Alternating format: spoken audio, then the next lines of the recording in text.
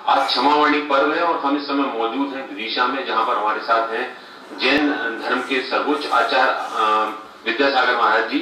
उनसे हम बात करते हैं। महाराज, एक बात लगातार चलती रहती है भारत की और इंडिया की, क्या आपका इस पर दृष्टि?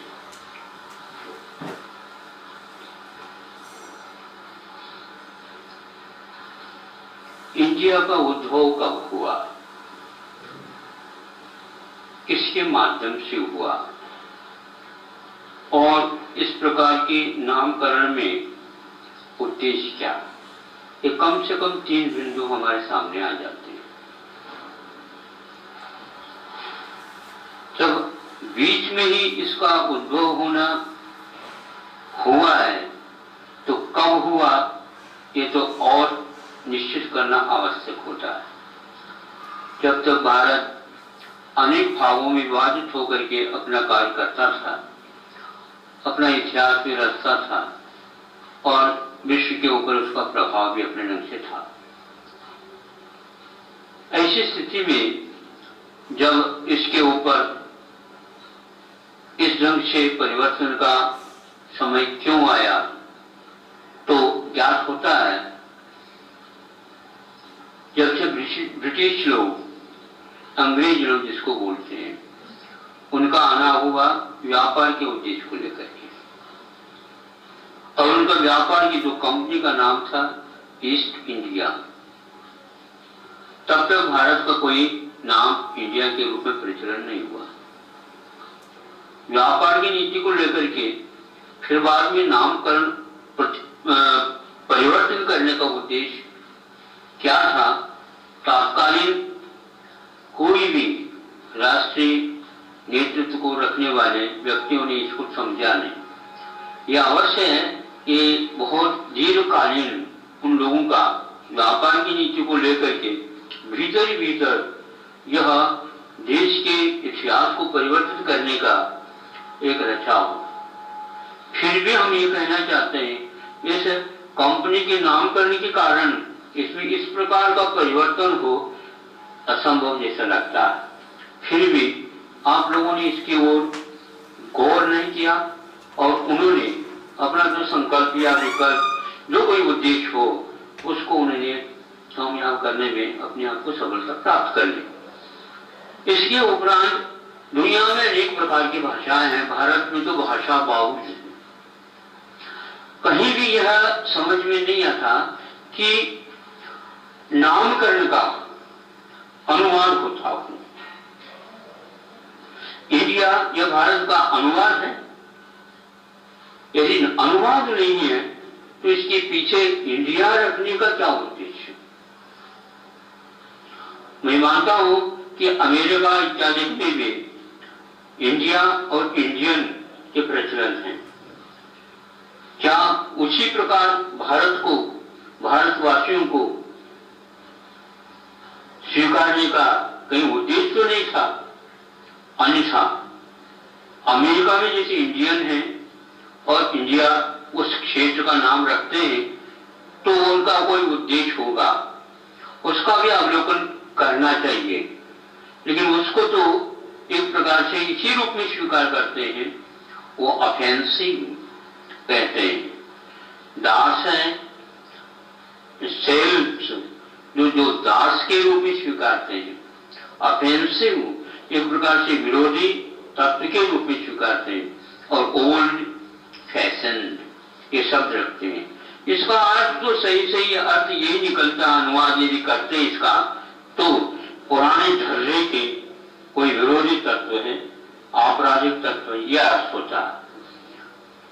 अब एक शब्द और भी आता है जो ओल्ड फैशन, क्रिमिनल पर्सन्स। इसके बारे में मुझे थोड़ा सा और देखना था, लेकिन उसका इतिहास मिल गया, ऐसा सुनते हैं। उनके कहने के अनुसार मैं ये कह रहा हूं, ये 3 शब्द एक दास के रूप में स्वीकारना इंडियन को, भले ही इंडियन वो ऑक्सफोर्ड डिक्शनरी के अनुसार अमेरिका के स्थान है उनके लिए लागू होता हो, लेकिन यह इंडिया, यह भारत के लिए लागू किया गया, इसके पीछे क्या उद्देश्य? यहाँ पर कैसे आपने देखा यहाँ के निवासी वहां पर इस प्रकार क्रिमिनल है अथवा वे एक प्रकार से विरोधी तत्व है या दास के रूप में। ये कुछ ऐसे बिंदु हैं, इसके बारे में गहराई के साथ अभी तक चिंतन नहीं किया गया। यदि कर रहे हो तो बहुत विलंब किया जा रहा है। इसका बहुत जल्दी परिणाम घोषित होना चाहिए और इसके पीछे भारत के किसी भी अंग को यह नहीं सोचना चाहिए कि ये ठीक नहीं, ये ठीक नहीं। आमूलचूल सारा व्यक्ति जो भारतवासी है, अपने आप को मानता है, उस सबको ये स्वीकार कर लेना चाहिए। इसमें न किसी भाषा से हमारा कोई विरोध हो रहा और न ही किसी परंपरा से विरोध हो रहा। जिस भारत को आमूलचूल आप इस रूप में स्वीकार करना चाहते हैं, और इतिहास एक ऐसी वस्तु है, हमेशा जो कुछ भी लिखा जाएगा उसी शब्दों के माध्यम से वो लिखा जाए। इसलिए जब किसी भी भाषा में भारत का अनुवाद इंडिया के रूप में नहीं हो सकता, तो उस शब्द का अर्थ तो फिर भी परिवर्तित हो सकता है, और नाउन हो तो संज्ञा को भी हम कर, लेकिन संज्ञा कभी भी किसी भाषा में परिवर्तित नहीं होता। जैसे आपका नाम शर्मा, नाम क्या है? वीरेंद्र शर्मा। वीरेंद्र शर्मा का कोई अनुवाद होता है? नहीं होता। तो भारत का यह एक नाम है, नामकरण है, कब से रखा है इसका अपना इतिहास से मिलना मुश्किल है। इसमें व्यापक रूप से भारत को भारत के रूप में स्वीकार किया गया। ये मैं मानता हूं बीच में हिंदुस्तान में प्रचलन में आया, वह भी किसी एक स्थान विशेष को लेकर के कहा, और वो अपनी भाषा का एक पेशा से आया। जैसे सिंध से ही का उच्चारण करके हिंद हुआ और स्थान का नाम हिंदुस्तान हुआ। जैसे सप्ताह होता है और वह हफ्ता था, उससे सप्ताह बना। इस भाषा कैसी है, इस ढंग से इसका परिवर्तन हुआ। इसी प्रकार यदि मान लो हिंदुस्तान हो गया, हिंद हो गया, तो हमें इससे ऐतराज नहीं, लेकिन इसके भी इतिहास है। किंतु भारत का बहुत अनादिकाल से यूं कहना चाहिए, कोई बिगिनिंगलेस है, वो कोई भी इसका आदि नहीं, सभी को स्वीकृत है। हम इसलिए कहना चाहते हैं, वो गलत क्या है आपके सामने आ रहा है। अब इंडिया के नाम से यदि चलते हैं तो इंग्लिश बाहुल हो गया, भाषा में परिवर्तन हो गए। भाषा का परिवर्तन एक ऐसा परिवर्तन है, संस्कृति को पलटा देता है।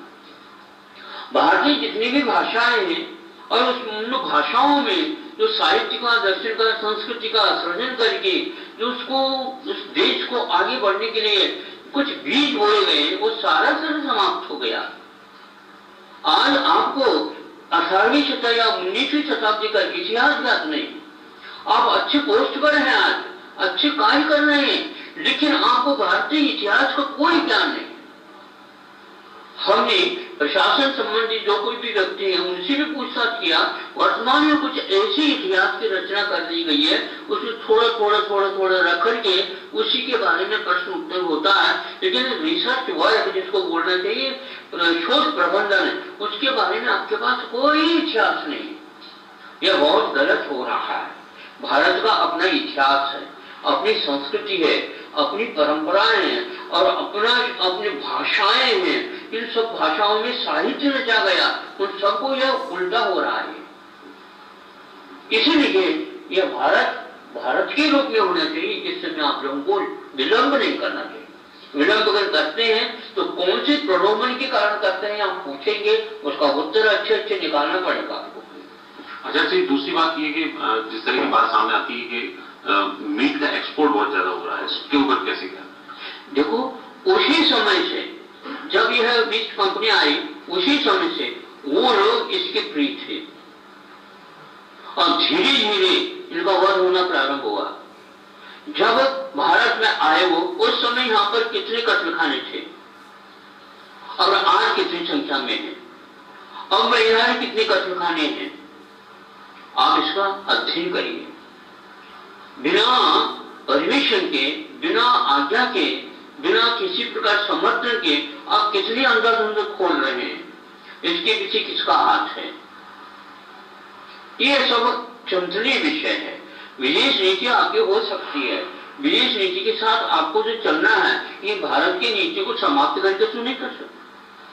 किसी से व्यापार आपको करना चाहते हैं, व्यापार करना चाहते हैं, उसके बदले में आप मांस को निर्यात करना चाहते हैं, यह आपका अनुबंध ठीक नहीं है। ये अनुबंध इसलिए ठीक नहीं है, ये सारे व्यापारी लोग उसमें इन्वॉल्व हो जाएंगे, ये समर्थन में हो जाएगा उनका, वो कभी भी नहीं कर सकेंगे। किंतु उनको धोखा दे करके ये सब किया जा रहा, यह कभी भी व्यापार नहीं हो सकता। मांस का व्यापार के माध्यम से कोई भी इतिहास में देश उन्नति नहीं पाई। अब इतिहास पढ़िए, प्रतिभाओं का पलायन हो रहा है, भारत में पढ़ते हैं बच्चे बाहर चले जाते हैं। प्रतिभा, क्योंकि आज इन प्रतिभाओं के सामने ऐसे दृश्य ला करके रखा गया, ऐसा दृश्य वो उसी को पढ़ने से अपने जीवन की उन्नति मानते हैं। उनके अभिभावकों की धारणा भी यही पड़ी है, इसलिए विदेश जाना अनिवार्य समझते हैं। यहाँ पर पढ़े, सब कुछ करें, किंतु शोध प्रबंध के लिए विदेश क्यों? क्या आपने भारत के बारे में शोध के बारे में अध्ययन किया?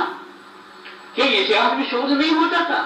नालंदा विश्वविद्यालय, दक्ष विद्यालय, कुरुक्षेत्र आदि आदि बहुत सारे थे। दक्षिण में आपको सोचना चाहिए, गुरुकुलों की व्यवस्था इतनी थी, लाखों के गुरुकुल थे।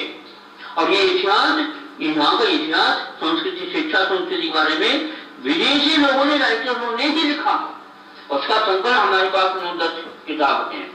उसको पढ़ने से आपको लगेगा कि हम इतिहास के बारे में बिल्कुल ही कगारा भी नहीं जानते। आपको जानना चाहिए, स्वाभिमान समर्थ होने में यही एकमात्र कारण इतिहास का अध्ययन नहीं होने से ऐसा हुआ। यदि इतिहास का अध्ययन हुआ, बाहर जाने की शोध करने की कोई आवश्यकता नहीं था, सारे विश्व आता था शोध के लिए। सुनो, ये तो नीति है, ये तो नीति है। आपको पैकेज के सिस्टम से लाखों दिख रहे हैं, करोड़ों दिख रहे हैं, लेकिन आपको वो खरीद रहे हैं और सही चीज आपके सामने रखी नहीं जाएगी, आपको निचोड़ा जा रहा। तो बच्चों को ये कहना चाहते, बच्चों के अभिभावकों से मैं पहले कहना चाहता हूँ, ऐसी धारणा क्यों बनाई जा रही है? ये भाषा की कमी होने के कारण जो होता, मैं दूसरी बिंदु में वो कहूंगा। हिंदी को लेकर क्या? नहीं, हिंदी भी नहीं है हमारे तो भारतीय भाषा में, और कहाँ पर क्या क्या लिखा है ये तो आपको ज्ञात नहीं। यहाँ पर कोई भी वस्तु बाहर से नहीं आती थी, कोई भी ऐसी वस्तु नहीं थी यहाँ पर जो यहाँ से निर्यात नहीं होती थी, और साक्षण होते थे। सस्ती चीजें वहां पर दी जाती थी और मौलिक दी जाती थी। यहाँ के प्रत्येक व्यक्ति ऐसा कार्य करता था, वो नौकरी करने की कभी सोचता नहीं था, और उद्योग समाप्त करके नौकरी के लोग से आप भेज रहे हैं। ये सारा चरण लूट रहा है। लूटने की पद्धतियां ऐसी पद्धति ला करके रख रखी है।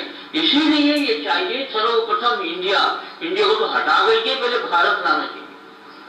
आचार्य जी, अब जो सरकार आई है वो तो काफी मजबूती से काम कर रही है, पॉलिसी उसकी चेंज हुई। हम सरकार की बात इसलिए नहीं कहना चाहते हैं, सरकार को भेजा गया, आप ही लोगों ने भेजा, ध्यान रखना, नहीं समझे? यदि आपने भेजा ना तो योग्य कार्य कर रहे हैं कि नहीं, आपको इतिहास भी पढ़ना चाहिए, सब पढ़ना चाहिए। 18वीं शताब्दी में लिखा गया, यहाँ की प्रकृति क्या थी, विज्ञान। अब धातु विज्ञान की बात मैं कह रहा हूँ, मैं नहीं कह रहा हूँ, किंतु विदेशी लोगों ने यहाँ के धातु विज्ञान के बारे में भारत में कितना परिष्कृत और विज्ञान था, पहुंचा हुआ, उस समय का लिखा गया है। कोई भी व्यक्ति मानने के लिए तैयार नहीं आज विज्ञान भारतीय चीज है, किंतु उन्हें इतिहास से ज्ञात होता। जब परिष्कृत धातु विज्ञान के माध्यम से तैयार किया गया, परीक्षण के लिए भेज दिया गया, सभी लोगों ने मुक्त कंठ से यह कहा, यह वह लौह तत्व है इसके लिए जो शल्य चिकित्सा में औजार काम आते हैं, उसके योग्य है धातु लौह तत्व है। ऐसा कहीं भी लौह तत्व के विज्ञान विदेश में कहीं भी नहीं। और 10-20 हजार यह भट्टियां उस समय चलती थी, लोह का उत्पादन करने के तरीके भट्टियों के माध्यम से। ऐसा नहीं खदान खोद करके जाओ और देश को विदेश को बेचते चले जाओ, वो नहीं था। उत्पादन करते थे, रासायनिक शक्ति थी। ऐसे आज भी हैं, लेकिन उनको सब अपर मानते हैं। अभी जो सरकार काम कर रही है उसको लेकर मैं उसकी अभी समीक्षा नहीं करना चाहता हूँ। यदि इस दिशा में वो काम कर रही है, बहुत अच्छा काम कर रही है, लेकिन ये एकदम 2-3 महीने में हम उसकी समीक्षा कर दें, मैं समीक्षा किसी का नहीं करूंगी। इतिहास आप पढ़िए, हाँ, इतिहास पढ़ करके आपको भारत को मोड़ना है, और जिधर था उतना ही मोड़ना, हमें ज्यादा आगे नहीं बढ़ना। लेकिन आचार्य समाधान क्या है? जैसे प्रतिभा पलायन हुआ या आप प्रतिभा के बारे में सोच रहे हैं, आपका अध्ययन जो शोध परक है वो उधर ही क्यों जा रहा है, इसके बारे में पूछिए। इसलिए नालंदा विश्वविद्यालय पुनर्जीवन, एक कल ही हमने एक निबंध, छोटा सा निबंध था लेकिन बहुत अच्छा था, वो पढ़ा। हाँ, ये इस दिशा में काम होना प्रारंभ हो गया। 800 वर्ष के बाद अब उसको जलाया गया था। आप सोचो, साहित्य जितने भी होली जली है, ये क्या कथा है, किंवदंती है? नहीं है, ये फैक्ट है। क्यों? इसके माध्यम से भारत को समाप्त करना था। ऐसा भारत समाप्त नहीं हो सकता, ध्यान रखो। इतिहास आप लोगों ने अपने घर के इतिहास को नहीं पढ़ा तो आप कितनी संपदा थी है और कितनी विद्याएं थी, ये सब भूल गया। इसी प्रकार ये हो गया धातु विज्ञान के बारे में। मैं ये पूछना चाहता हूं, जहां कहीं भी प्राचीन बिल्डिंग्स हैं उसमें कहां के कौन कौन लोग काम करते थे? क्या आज के भवन विज्ञान वहां तक पहुंचा?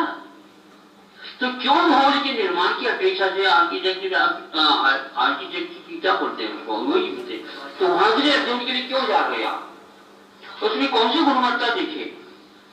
गर्मी लगेगी, सर्दी के समय में सबसे ज्यादा सर्दी लगेगी, ये समझे। आज भवन का जितने भी निर्माण है वो सब रोग के लिए कारण हो रहे हैं। भारतीय यह चिकित्सा और अपने यह भवन निर्माण का आप देख लीजिए क्या है। आज राष्ट्रपति भवन है, बना सकते हो, बनाओ, जितना खर्च हुआ उतने ही बनाओ, आप देखेंगे नहीं बनता। इसका अर्थ यह भारत में विज्ञान बहुत, भवन निर्माण का बहुत बढ़िया था और है, उधर जा रहे ही ऐसा हो रहा। वहां का चूना, उसका चूना यह सीमेंट के बहुत दूर तक क्या हुआ नहीं मिलेगा आपको। अच्छा जी, ये 300 लाख करोड़ रुपए भारत का विदेशों में जमा है और इसको ये मान रहे हैं। सुनो, ये सोना चांदी के अलावा कुछ भी नहीं लिया, 18वीं शताब्दी के इतिहास में लिखा हुआ। ये क्यों? राजनीति को जवाब कहीं ना कहीं जिम्मेदार मानते हैं। बिल्कुल, क्यों नहीं?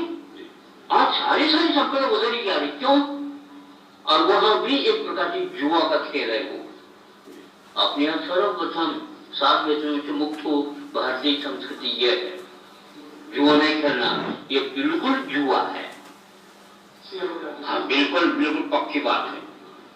इसमें जो पूंजी है, देखो ये बहुत अच्छा, ये व्यापार नहीं है, इसमें पूंजी नहीं है और क्या है, और वस्तु नहीं। बिना वस्तु का आप व्यापार कर रहे हो और बिना पूंजी को व्यापार कर रहे हो, नहीं समझे। बाजार में 10,000 बोरी नहीं है और 1 लाख बोरी खरीदी गई है, क्या है इसका? व्यापार आपका, अर्थनीति फेल हो गई और वाणिज्य समाप्त हो गया आपका, कृषि आपका समाप्त हो गया, कृषि बंद कर दिया। कृषि के लिए अनिवार्य जो तत्व थे उन सब में एक प्रकार से मिक्सचर लाया। खाद आज विदेशी, भारत कृषि प्रधान माना जाता और खाद विदेशी ले रहे, उन विदेश खादों के द्वारा जमीन सारी उर्वरा शक्ति समाप्त हो गई। ये कौन जिम्मेदार है?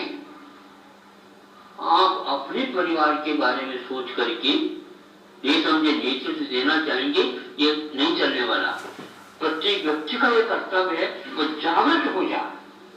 हाँ, यदि मान लो खेती में आप फेल हो गए, हम एक विज्ञान की बात बताता हूं, वर्तमान में कृषि विज्ञान कितना उन्नत हुआ मुझे बता दो। आज पहले लिखा हुआ है यहाँ पर, आज ज्यादा से ज्यादा 36 क्विंटल से ज्यादा नहीं उत्पादन 1 एकड़ में, अच्छे ढंग से भी कर दो तो, किंतु 56 क्विंटल और 18वीं शताब्दी पूर्व में आपको याद नहीं है। कितना उन्नत था। 1 एकड़ आपके पास जमीन है, 56 दूनी कितना हुए? 112। यही 1 वर्ष में वो उत्पन्न करा रहा है सिंचाई के माध्यम से। मतलब आपकी जमीन 1 करोड़ एकड़ है तो 2 करोड़ एकड़, कितनी हानि है आप समझो। वहां की खाद, वहां के बीज, सारे बीज दोबारा वहीं से खरीदना पड़ेगा। आप बीज से भी मुक्त हो गए, आप खरीद नहीं, कुछ काम कर रहे हैं, कुछ नहीं कर रहे हैं, सब उजड़ रहे हैं, सब उजड़ता चला जाएगा। आंखें खोलना देना सोने से पहले अच्छा है, नहीं तो आप रात में तो देख ही नहीं पाओ। भाषा बाद में सीखते हैं, वो उसको मैं भाषा नहीं मानता। सर्वप्रथम हमारे कर्तव्य के लिए जो हमारे अभिभावक अथवा हमारे बंधु हमें जो संकेत देते हैं, वो हमारे जीवन की उन्नति के लिए कुंजी है, वो भाषा का काम करता है। मैं भाषा को भाषा नहीं मानता। भाव की ओर ले जाने वाली वस्तु कोई होती है, उसका नाम भाषा है, और वो संकेत भी हो सकता है। जो गूंगा है, बहरा है, उसकी एक अलग भाषा होती है और उसको भी तैयार किया जाता है। अब जो अपने सुनते हैं और बोलते हैं, उनको गूंगे और बहरे किए जा रहे हैं, ये इंग्लिश के माध्यम से, विदेशी भाषाओं के माध्यम से। जिन प्रदेशों में संतान उत्पन्न हुई थी, आप तो बाद में, आपकी हवा तो बाद में लगेगी, पहले माँ, भाई, बहन, पिताजी, अड़ोस के माध्यम से उसका लालन पालन पोषण हुआ। जिस भाषा में संगीत में हुआ, वो सारा स्कूल में आने तक समाप्त हो जाता उसका। यहाँ अलग ही है। और आज दंड दिया जा रहा, तुम हिंदी बोलते हो, तुम मराठी बोलते हो, तुम गुजराती बोलते हो, तुम और कोई बोलते हो, तो वहां पर दंड होगा। केवल इंग्लिश पढ़ो, इंग्लिश बोलो। क्या करेगा? हमें बताओ, क्या अभिव्यक्ति कर सकता? नहीं कर सकता। एक व्यक्ति, उनका नाम तो कोई भूल रहा हूं, वैदिक जी, वो उस समय विदेश नीति के विषय में उनको शोध प्रबंध लिखना था। सब लोगों ने समझा इनसे आगे बढ़कर कोई नहीं है, उनको तैयार कर दिया गया। हाँ, आपको इस विषय में करना तैयार नहीं। विदेश नीति में अध्ययन करके इनको शोध प्रबंध लिखना, जो कुछ भी आ जाते हैं सब देने के लिए हम तैयार है। बहुत अच्छी बात है, और से हाँ चालू। लेकिन ये हमारा शर्त क्या है? मैं उस शोध प्रबंध को हिंदी में लिखूंगा, एकदम सब ऊपर है। ये शोध प्रबंध तो कभी हिंदी में लिखा ही नहीं जाएगा। तो आप कहिए, या आपको सोच हो सकता, लेकिन मैं इसमें हिंदी में शोध प्रबंध लिख सकता हूँ, इससे बढ़कर के इंग्लिश में लिखे नहीं तो मेरे पास इंग्लिश में है। लेकिन बहुत जो अभिव्यक्ति हम अपनी मातृभाषा में कर सकते हैं, वो किसी भी भाषा में नहीं हो सकता और छूट नहीं सकता। तो वहां के माध्यम से या जो जन्म हुआ उस माध्यम से जो हमें भाव उत्पन्न हुए हैं, उसकी अभिव्यक्ति में उसी भाषा में कर सकता हूँ। ये भी एक बहुत बड़ी गलती हो रही है। आप अपने अभिव्यक्ति, अपने भावों को आप व्यक्त करने के लिए स्वतंत्र नहीं, परतंत्र हो गए। विदेशी लेखकों का भी यही कहना है कि यदि शोध है तो वह अपने जीवन मातृभाषा में ही लिखा जाए। उससे बढ़कर कौन है? फ्रांस में भी लिखा गया, अफ्रीका में भी लिखा गया, जापान, चीन, जर्मन आदि आदि, रूस, सब में अपनी जब मातृभाषा चल रही है, तो भारत को क्या हुआ? क्योंकि इंडिया का भूत इसके बाद सवार हो गया, इसलिए वो परिवर्तित हो गया। पहले नहीं होता था। क्या आपको ठीक है पहले नहीं लिखा जाता था? अब बताओ, भाषा की बात चल रही है, इसलिए तो मैं कहना चाहता हूँ।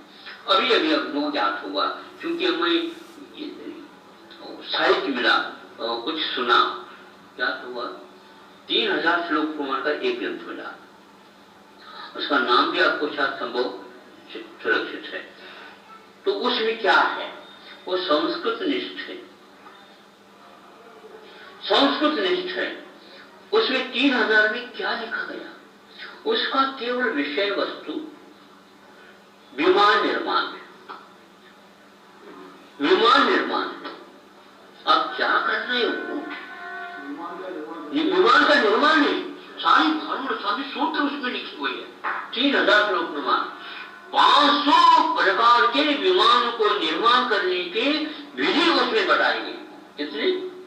500 विमान। आज है कितने बने बताओ? इतना नहीं, एक एक विमान को हम 30 प्रकार से बना सकते हैं।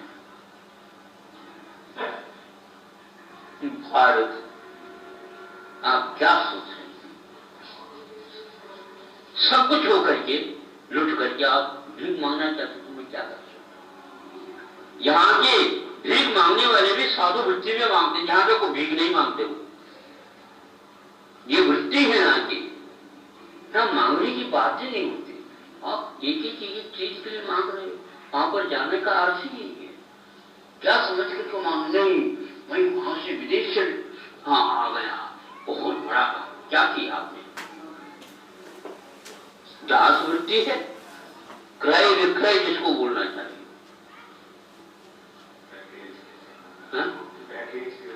हम ये नहीं जानते, वो अर्थ चाहिए, मैं मानता हूं, लेकिन वह पढ़ा लिखा उसी को आप अर्थ के उत्पन्न करने वाला मानते हो, ये गलत है। आचार्य, इसी तरह अहिंसा को आजकल कमजोरी के रूप में देखा जाता है। सामान्यतः जिसको बिना हो तो उसको इस तरह का बेवकूफ मान के, और जो वाचाल है उसको इसी तरह अहिंसा को भी कमजोर माना गया है। व्हाट्सएप पर भी देख रहा था, अहिंसा परमो धर्म, ये बताया कि महाभारत से निकाला है। इसके आगे एक बात तो और है, उसका मुझे संस्कृत नहीं मालूम, लेकिन अर्थ उसका ये कि धर्म की रक्षा के लिए हिंसा भी जरूरी है। अभी आपने 2-3 दिन पहले प्रवचन के दौरान भी क्षत्रिय धर्म का जिक्र किया था, इससे जोड़ के मैं चाहूंगा आपकी बात।